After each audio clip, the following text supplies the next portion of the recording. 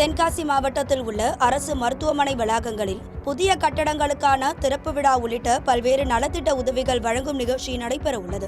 இதில் சுகாதாரத்துறை அமைச்சர் மா. சுப்பிரமணியன் பங்கேற்க உள்ள நிலையில் இந்த விழாவை நடத்துவதற்கு ஏற்பாடுகள் செய்து வரும் சுகாதாரத்துறை அதிகாரிகள் மருத்துவமனை ஊழியர்களிடம் வசூல் வேட்டை நடத்துவதாக குற்றச்சாட்டு எழுந்துள்ளது.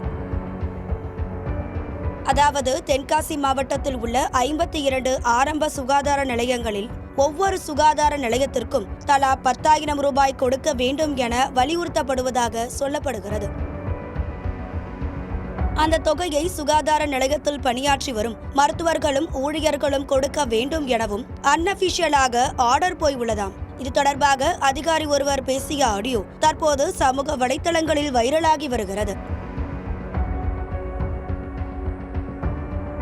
அதில் மினிஸ்டர் பங்கேற்கும் விழாவுக்கு நம்ம என்ன சார் பண்ண முடியும்? முதல்ல 5,000 கேட்டீங்க, இப்போ 10,000 கலெக்ட் பண்ண சொல்றீங்க. இதுக்கு ப்ரமோஷனே வாங்காம இருந்திருக்கலாம் என புலம்புகிறார் அந்த ஆபீசர். டிபார்ட்மெண்ட்ல நம்ம ஒரு ஸ்ட்ரெஸ்ஸோடயே வேலை பார்க்குற மாதிரியே இருக்கு. பிஎம்ஓ ஆனவன்ட்டு இருக்கு சார். டிடி ஆஃபீஸ்ல இருந்து இப்போ மினிஸ்டர் வர்றாருன்னா சார் அது அவங்க கட்சியை நடத்துகிற ஃபங்க்ஷனுக்கு கட்சி நடத்திட்டு போகணும். அரசு விழா எதுக்கு சார் மேடை போடணும்? ஒவ்வொரு பிளாக்லையும் ஒவ்வொரு பிஹெச்சிக்கும் 5,000 ரூபா 10,000 ரூபா, முதல்ல 5,000 ரூபா நாங்கள் இப்போ 10,000 ரூபா கலெக்ட் பண்ண சொல்கிறாங்க சார். புது மெடிக்கல் ஆஃபீஸர்கிட்ட போய் என்ன சார் நம்ம கலெக்ட் பண்ண முடியும்?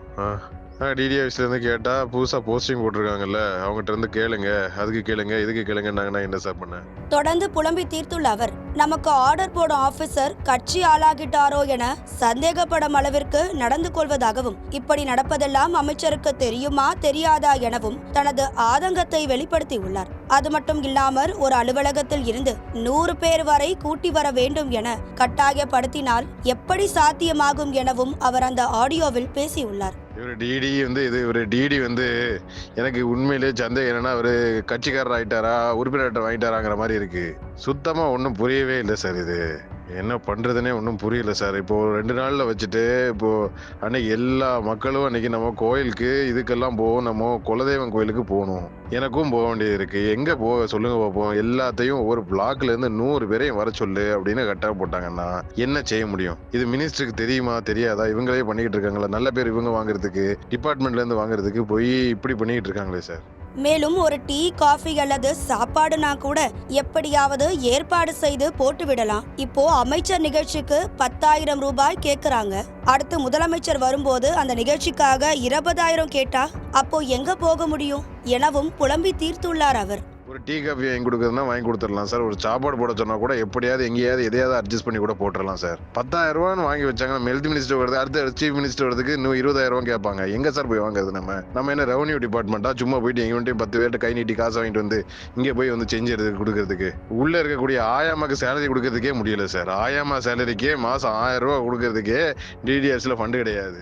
ஆயா வேலை பார்ப்பவருக்கே மாதம் 1,000 ரூபாய் சம்பளம் கொடுக்க முடியாமல் திணறி வரும் சுகாதாரத்துறையில் அமைச்சர் நிகழ்ச்சிக்காக 10,000 வசூலிக்க சொல்வது நியாயமா என அந்த அதிகாரி எழுப்பிய கேள்விகளுக்கு யார்தான் பதில் சொல்வார்கள்?